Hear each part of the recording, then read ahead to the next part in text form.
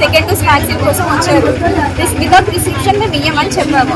రేపు మార్నింగ్ వచ్చి తీసుకోండి, రేపు మార్నింగ్ వచ్చి డాక్టర్స్ తీసుకున్న తర్వాతనే మేము ఇస్తామని చెప్పి వాళ్ళ హస్బెండ్ నాకు తీసుకురాలేదని ఆయన తిట్టుకుంటే వాళ్ళిద్దరు వెళ్ళిపోయిన తర్వాత వాళ్ళ ఇంటి దగ్గర వాళ్ళ హస్బెండ్ ఆమె కొట్టిందంట. ఆ విషయం మాకు తెలియదు.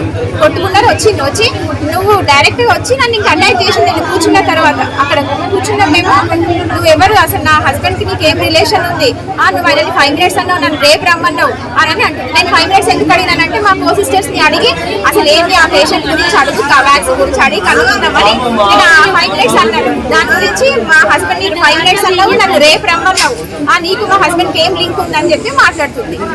మాట్లాడటంగా అటాక్ చేస్తుంది, కొట్టింది, ఇక్కడ లాగింది.